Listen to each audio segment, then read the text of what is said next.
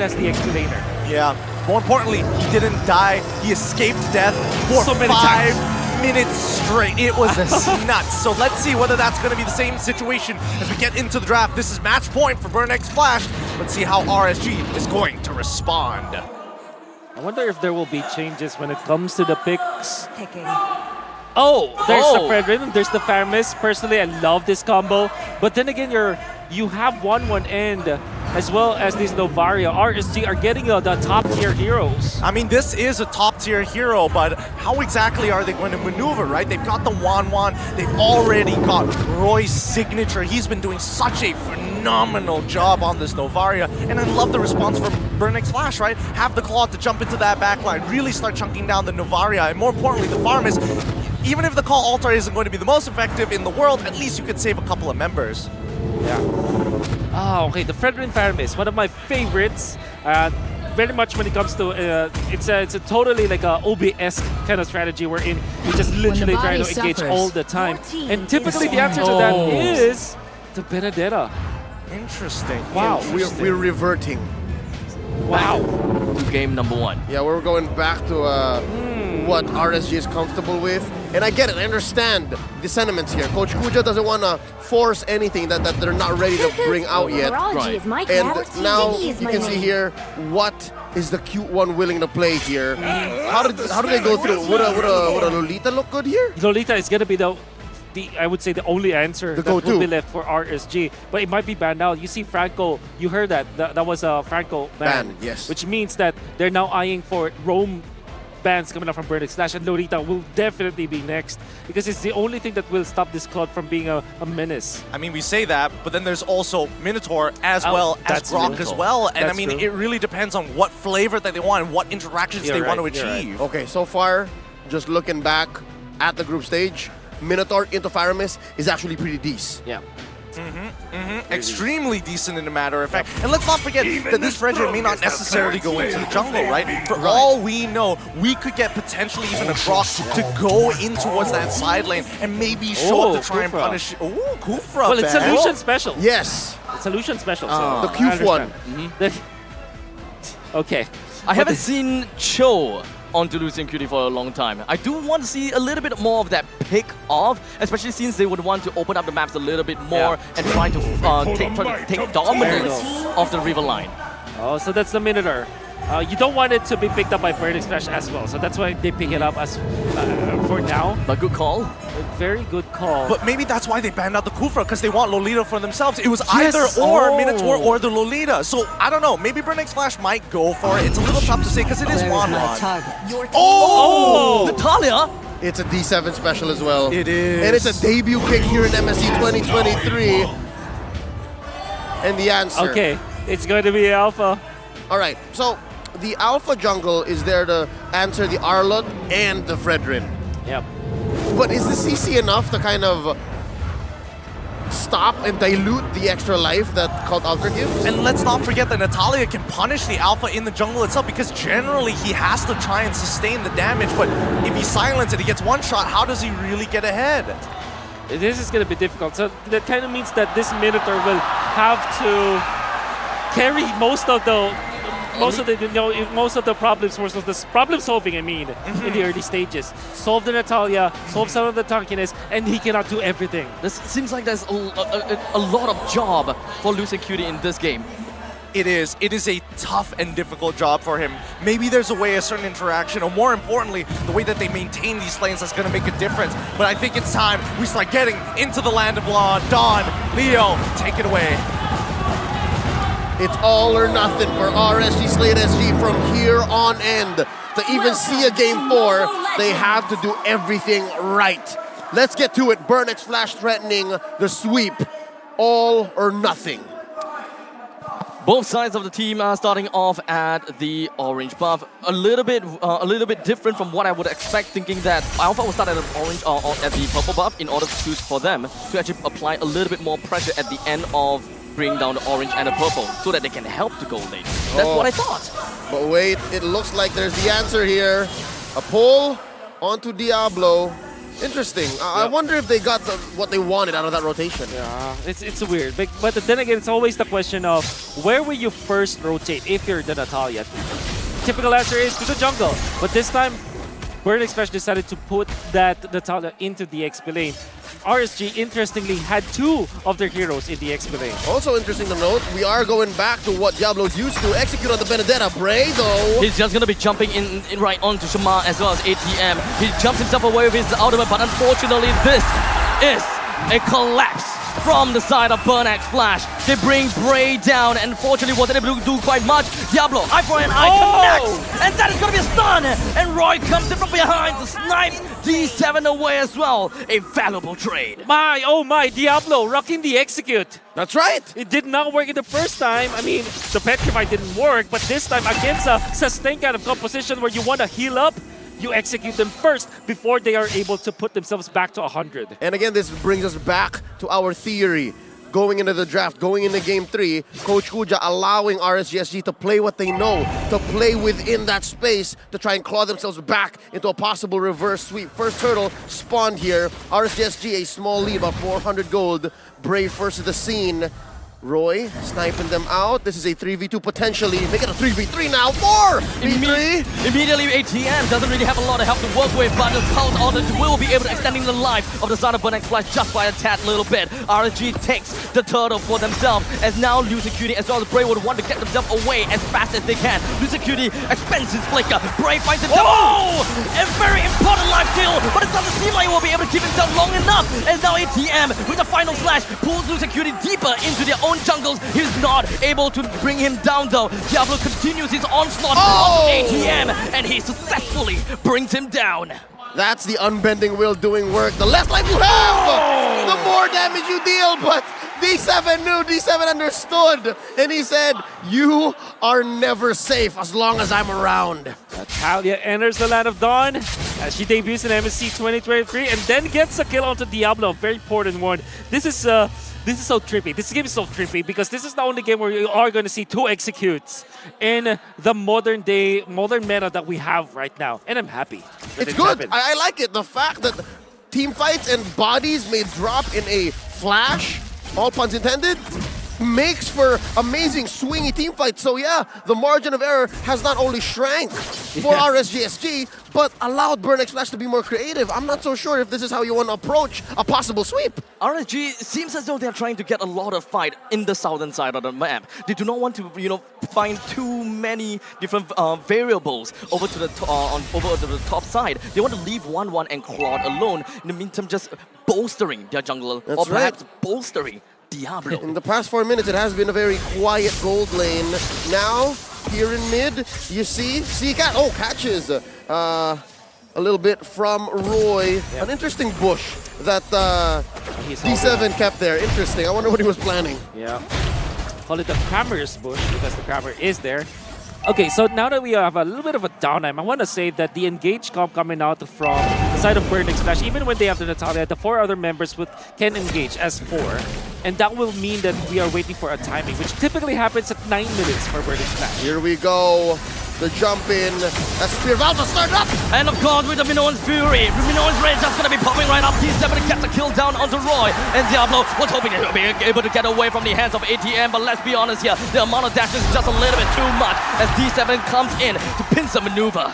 A clear win for the hometown heroes in Burnax Flash. Up ahead now by about 700 gold. Yeah. It was funny, I just said that it will be a 4-man engage, and indeed it was. They utilized all their members, but my oh my, D7 had a great shot at Novaria. He waited for the Astral Recall to end before he went in, and he has a one-shot potential because of the execute. You saw how big of a problem that was. Maybe this is a time where we find out a weakness for the Novaria. And that's the story of Game 1 even, Game 2 rather, given the fact that there was so much space played with, there was so much of a threat of a backline push, and who'd have thought they would come from a roamer this time around in D7. Watch where he is right now, threading the needle here, playing around the river. I really thought that there would be a lot more emphasis from Natalia onto the 1-1, but perhaps because of all of the team fights that is happening in the southern side of the map, Natalia is pretty much forced to be present in all of these fights, keeping 1-1 in an even lane against Donuts. And they're trying to equalize that back. Here's a jump. Doesn't seem like Zcat's gonna go down anytime soon, as they do have the Cult Altar. Donut actually got clipped by the Astrosphere. But Donut, he tried to go in to clear things out a little bit, but he gotta have to go home. Okay, so between the Cult Altar and of course, wait, in mid, Diablo lives. All right, I was gonna say, despite there being executes and the Cult Altar, the motivational roar, the Spear of Alpha from Bray, there's gonna be a lot of nothing team fights here. There's gonna be a lot of like, oh, in, okay, we're gonna go out, go back. I wonder what that spells out for the gold laners, since both of them wanna get to that mid power spike. I think it's great for, that's how you want to play if you're playing the Claw. You want the extended team fights. But when it comes to the 1-1, the fact that you're not eliminating members, it means that your ultimate will not transfer from one to the other. That's really the reason why Paramis is a good hero to kind of counter the 1-1, because it doesn't allow your teammates to be killed during that state. So what I'm trying to say here is the Cult Altar and the 1-1 timing is very crucial. Oh, here's a pull coming in from Chama. It's for Burnex Flash, all of them to take. It doesn't seem like the Minotaur is gonna be anywhere here. And now we do have Shama that takes down the turtle. Diablo finds himself under the threat of ATM, and D7 came in from behind, punishes both Roy and Diablo. Suddenly, a quick take from the turtle leads into 2 kills, and now we are living in Burnex Flash country, quite literally, and also in-game, but there is a trade. Okay, able to push up top. Yep. Where else can they find a trade? Because suddenly, you can see now Chama is also going ahead. Yeah, the purple. Committing right that purple here. Oh, they took the purple, and this is already very bad for Gray. Surely that the takedown on the third up top is great when it comes to the economy of RSG, but now they're finding a lot of problems dealing with the composition of Burnex Flash. At this point, Roy, I think he needs maybe some leg plates, or maybe Dreadnought armor, or maybe a full Anticuras, because my D7 is gonna keep on hounding this Novaria. He needs a pair of pants. He needs a pair of pants. That's safe to say. And now, even Lucian Curie feeling the wrath of all this physical damage from Burnex Flash. He's angry! Minoan's rage down on the 2 members, but the Cult Altar will be able to keep them alive for a little while longer as Donut jumps himself over to the back lines with the BMI, but it doesn't seem like we'll be able to do quite much there. Most of the members from the side of RSG were on a sliver, and they are barely alive, but they will be able to recall back home. And this would be big as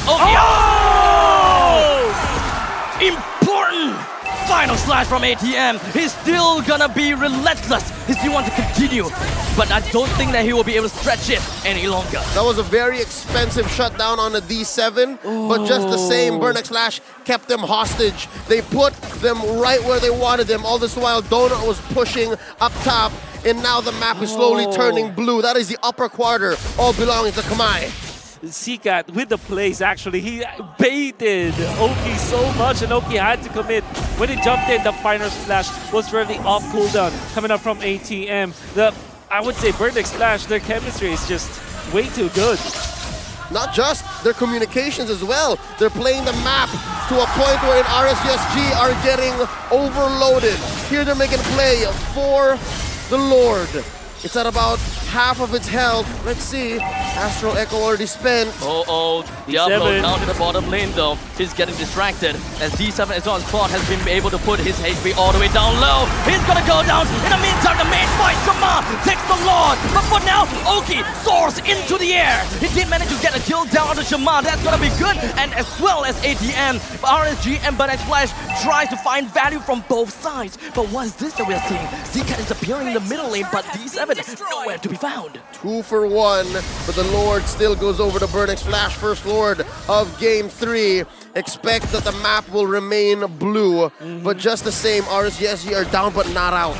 Yeah, they did get a kill on the Chima, but the fact that Chima is level 12 when the Bray was only level 11 during the Lord fight, they got the W of the Lord. They still lost their jungler, but the fact of the matter is there's just a lot of economic advantage that Burnex Flash was able to get. Again, it's all about the macro. Oh, spotted there. I think D7 knows. He had a feeling that Lucian Cutie was waiting to engage. Here's what's interesting. RSGSG, they want to be able to protect their map. They want to be able to keep as much territory for them. But just the same, they can't do that because they're better in the 5v5 against Burnex Flash, especially when D7 is out on the hunt. So what do they do here? Do they always use Astral Echo when it's up? Because they definitely need to if they want to win, like now! Seems like it. They managed to find 4 people. 4 people. That was one of the bigger Astral Echoes of the series. for sure. This is important now because eventually when you get to level 12, your Astral Echo will just last, you know, the cooldown will just be about 28 seconds. So that's massive. So with that being said, you can see here... No physical defense from Roy. That's right. Did not pick up any pants. So he's playing greedy here. But just the same, I think for the past 4 or 5 minutes, D7 has been relatively mum. He's playing a pacifist run on this Natalia now. That's right, because he's being spotted, and I think that will be expected now. And this is always the dilemma for the Natalia. What do you do when you're actually leading by so much, right? Typically, you don't invite anybody to step out of their comfort zone. And RSG, look at them go. It's just not leaving each other right now. It's like the threat of D7 is constantly appearing in every single part of the map, right? Yeah. RSG don't really have someone that is really tanky enough, except for Bray, to just kind of face check on the rushes. So they gotta have to leave it to Roy with the ultimate, or perhaps even the Astral Sphere. Yeah, not just. Even Lucian Curie's afraid to face check into a bush that has Natalia. Because, yeah, you are a Minotaur, but the silence is key. The fact that you can't answer back as quickly with a motivational roar, nor a Minoan's Fury, despite its buff recently, it's not as easy to say. So, again, RSG, SG here, they understand that the margin of error is so small for them. And now Burnex Flash, I'm waiting for them to step on the clutch. I'm waiting for them to say, you know what, it's time. We have to be aggressive. What timers are we looking at? Level 12 for Roy. Oh, he's still not quite there yet. Yep. Very important to get that ultimate. Level 3 ultimate. Diablo, eye for an eye. Electro final blows, gets himself, barely gets himself away. And that came at a very small cost for Burnex Flash. Not many ults spent. Yeah. And unfortunately, Benedetta won't be in this fight. At least for the next maybe, 5 to 10 seconds. He do have the top lane to shove out. He gotta have to defend that as well. But we don't see Claude anywhere. Yep. Now Chama looking for the pull. Lucian Cutie standing their ground after Echo. This one's a good one. They see a lot of members from Burnex Flash. The big man, Roy, goes down. And now the rest of the members from the side of Burnex Flash understand that they do have a number priority. They're just going to be jumping right in, brings on the board. And 3 men down from the side of RSG. Okay, the last member remaining down in the bottom side. And it's going to be left with Diablo to try to defend it all. Again, we were taught about the fact that you only need some pants. Just a little bit of physical defense coming out from Roy, and you saw what happened. 100 to 0 in a fraction of a second onto a Novaria, a very important hero for the side of RSG. D7 showing complete respect and patience in the situation. He understood that I only need to find Roy, and if I do, this could be it. Lord crashing through top lane, already penetrated. Burnex Flash knocking down RSG SG's door. They're already inside their base. D7 taking care of a wave down bottom, and look how deep Diablo is cutting in mid. Burnex Flash has smelled fresh blood, and they are ready for the hunt. They are gonna chow down like a hungry toddler, and they will do whatever that they can to bring RSG SLATE SG down. But what exactly is gonna be the start of the fight? That is, as IATM goes in for the final flash onto Lucian Cutie, brings him out, but he managed to flicker right back home. The Singaporean overlords, the champions of MPL SG Season 5, still breathing, still here, successfully defends. Now Roy hit that threshold. Faster release on the Astral Echo, but to what extent, given that they can barely leave their base? Yeah, I'm just looking through all of the items of the members of RSG. You can see all of them have some semblance of a physical defense. You can see, for example, there's Hiras and some pants for Diablo, and you have the brute force breastplate, and this is expected for the alpha, and the entirety of their squad will have physical defense except an important hero. I think that somebody has to call that from RSG. Roy. You cannot rely on the fact that D7 will be spotted out. You see 3 big team fights that didn't have the Novaria for RSG. Oh, Roy, get some pants on. Even Lucian Curie's got some pants on. Exactly. At some point, he was sitting on so much leather jerkin. Yes, how much leather jerkin you want, Lucian? Yes!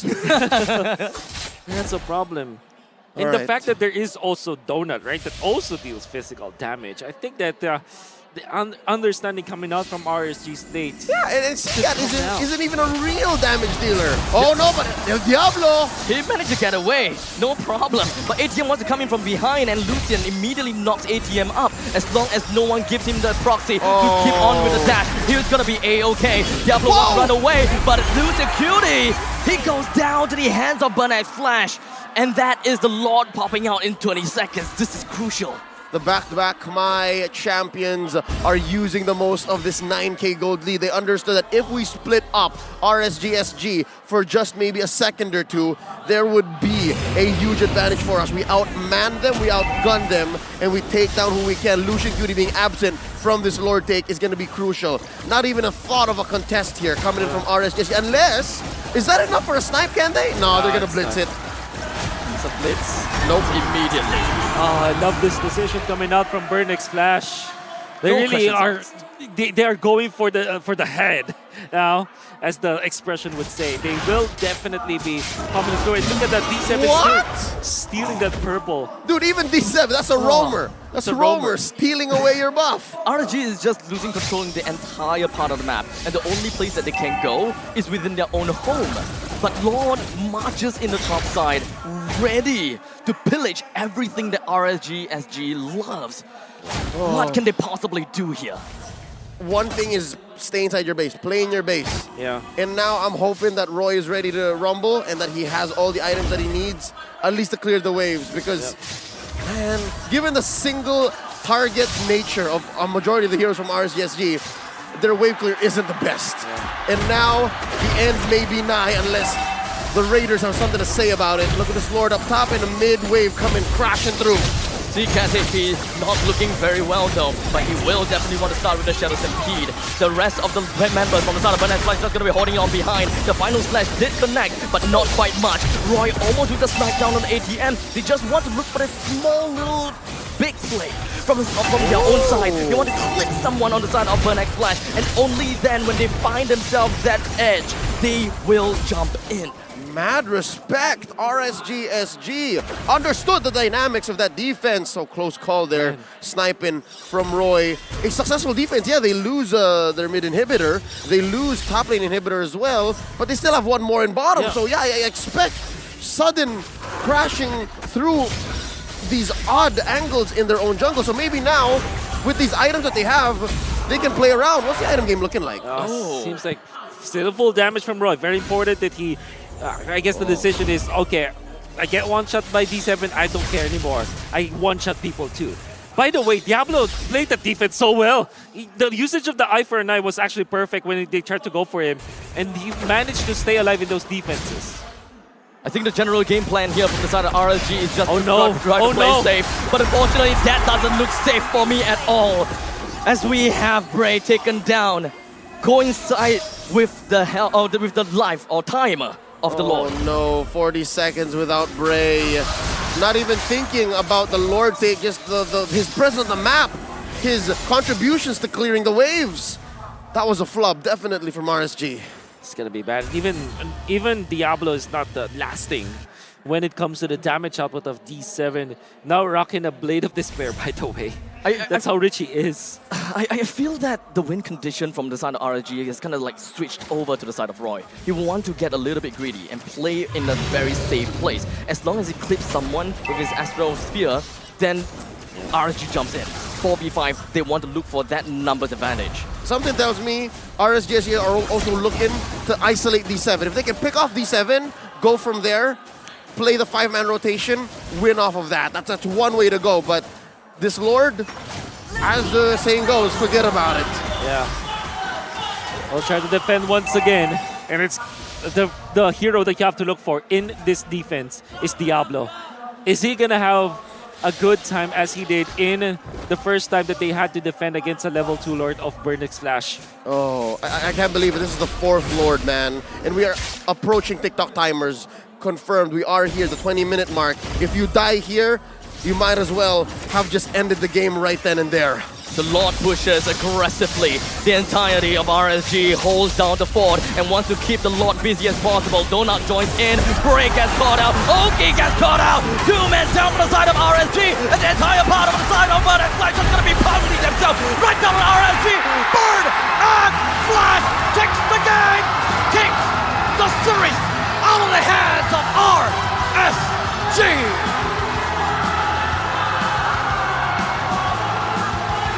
The first elimination of MSC 2023 comes at the hands of the Kamai champions. Burn X Flash made sure that we heard GGRSG for the last time. You ban Diablo's heroes and you win a series. 3 games. They did not let Diablo play a game that he wanted to. They shut down Oki as well as Lucian. They studied the draft, they have prepared for this, and they played so well. Their macro is off the charts. Burn Express are very fluid, definitely deserving to get the win over RSG SG. It is unfortunate for RSG SG. The amount of respect that Burn X Flash gave over to RSG is great. Let's throw it over to the stage and hear from our winners. អបអរសាទរដល់ Burn X Flash មួយទៀតបាទវ៉ាវឥឡូវនេះជាពេលវេលាមួយដែលយើងទន្ទឹងរង់ចាំយើងដឹងហើយថាតើការប្រកួតមួយនេះនឹងទៅជាយ៉ាងណាអូឥឡូវនេះយើងឃើញថា fan របស់ Burn X Flash ច្រើនមែនតើហើយស្ទើរតែពេញមួយហលតែម្ដងនេះគឺជាអ្វីដែលយើងទន្ទឹងរង់ចាំហើយឥឡូវនេះក៏យើងនឹងទទួលបានដូចគ្នាដែរសូម Who I Burn X Flash មួយទៀតបាទ Wow I love it អញ្ចឹងឥឡូវនេះយើងឃើញហើយថា fan របស់ Burn X Flash ច្រើនមែនទែនហើយពិតជាសប្បាយចិត្តមែនទែនក្នុងការទទួលបាននៅជ័យលាភីមួយនេះអញ្ចឹងយើងចង់ដឹងថាតើ Burn X Flash ខ្លួនឯងផ្ទាល់មានអារម្មណ៍យ៉ាងម៉េចដែរ Okay now I'm gonna pass this to Mara on stage Congratulations Burn X Flash with a sweep! That was such a phenomenal game. Now I want to ask you first, D7, did you know from the very start, did you have a feeling that you were going to sweep the opponent 3-0? Yes, but my plan, I think it's just 3 or 1, but it's smooth like 3-0 like that.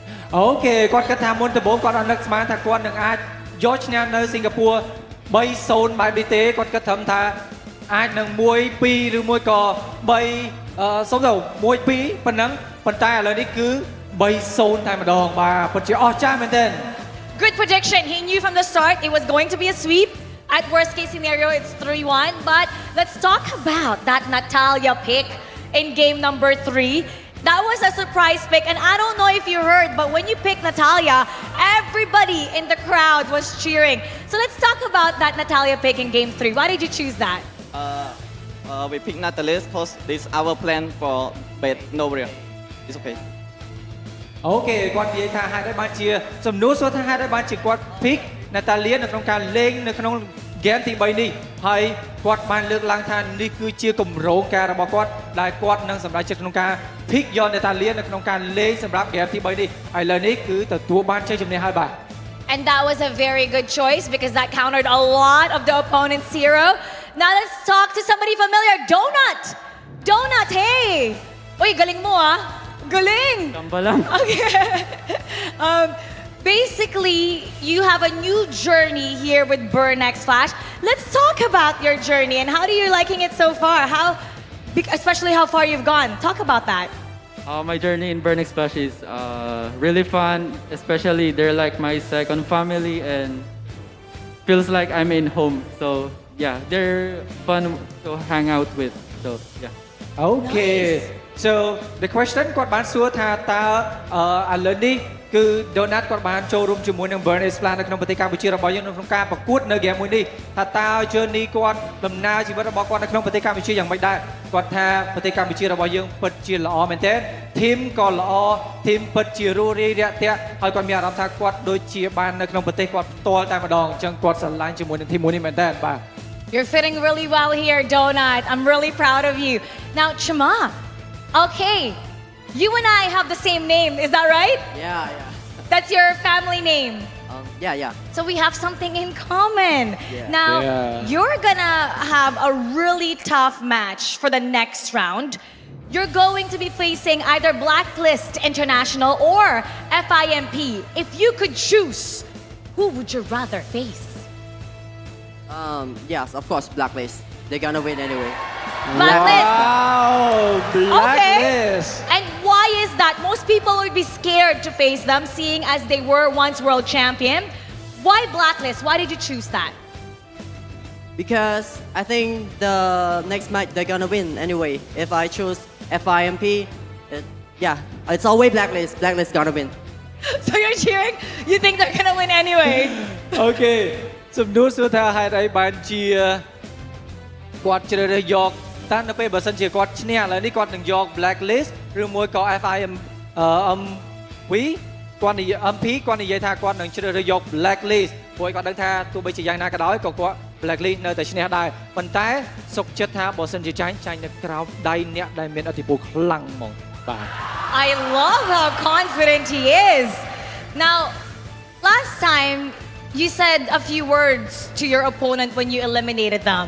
Now this time for RSG, is there something that you want to say to them? For RSG, nah. They are my friend. RSG, Diablo, GG bro. អូខេនិយាយទៅមានអ្នកបោះពីយ៉ុងឲ្យទៀតមកណាបោះពីយ៉ុងឲ្យថា safe fly ត្រឡប់ទៅវិញអញ្ចឹងណាប៉ុន្តែ actually គាត់អត់ទេគឺគាត់ល្អណាស់អញ្ចឹងគាត់និយាយរបៀបបែបមិត្តភាពថាបែបល្អ yes nice ព្រោះនេះគឺជាការប្រកួតប្រជែងហើយយើងក៏មិនដឹងថាតើអ្នកណាមួយនឹងឈ្នះអ្នកណាមួយនឹងចាញ់ដែរឈ្នះក៏ដោយចាញ់ក៏ដោយពួកយើងស្ទើរតែបានបញ្ចេញនៅអស់សមត្ថភាពដែរបាទ And now it's time to reveal the MVP of this match. Who do you guys think it is? អ្នកណាគេដែរ A lot of people. We're hearing Shema, we're hearing D7. Okay, now let's reveal the MVP of today. Let's take a look. Congratulations. D7! D7! How do you feel about being the MVP? You were the key to today's win. Go ahead, talk about your feeling. Did you expect that you were going to be MVP? I think all MVP is just my teammate. All because we talk this today, we communicate so good. Today you communicated really well. Yes. So you credit this to your team. Yes. Oh, that's really nice.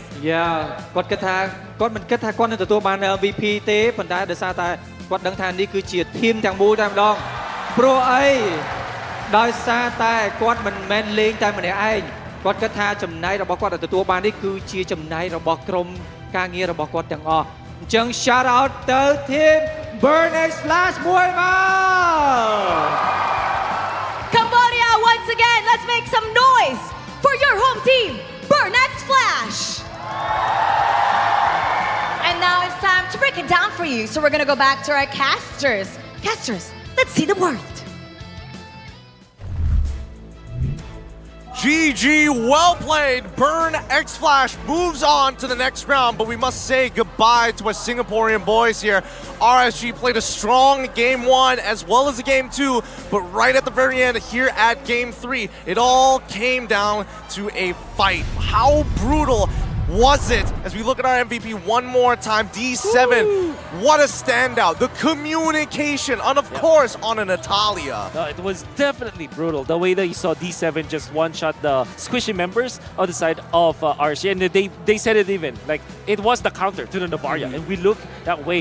Had it been the Novaria wait for a little bit of physical defense, it will be a different story. It's really unfortunate that when it comes down to Roy, he didn't really have that much amount of respect over to D7's Natalia. That was big, and just having some pads would have been slightly alleviate his pain. That's right, and Gideon opened up with the perfect word, brutal. Yeah, As a brutal. roamer, you expect for them to, again, be an anchor to start putting up a front line. But no, Burnex Flash's D7 was in your face. You'll see it here in the heat map in the early game.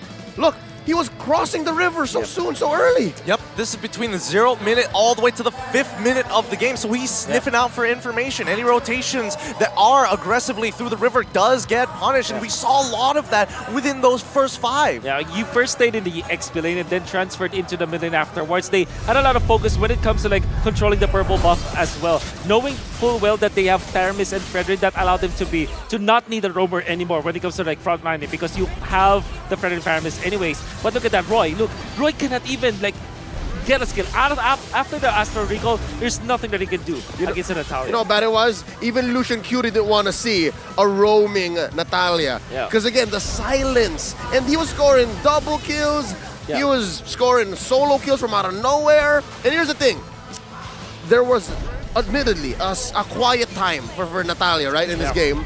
But eventually, he came back, and I think we'll see it here when he finally pops Roy again. Yep, it's so nasty to see, because especially when you're Novaria, you have to find a position, and honestly, these quote-unquote off angles puts you in a very isolated spot that again, we're seeing the Natalia fully exploit. And in this last fight, Wolf, you were talking about this earlier. Yeah, they're that a bit once again, because there is the passive that you get from the level 18 Lord, wherein if you get marked, you get an extra damage. So Sika was so good at landing the Ghost Bursters, specifically on the 1-1, and Oki didn't even have a chance to get some damage even after the Minoan Fury was there. It was a great Minoan Fury, but there were so many good things from Burnex Flash. They have the counter with the Cult Altar, they have the Ghost Bursters, and they have the shutdown from D7.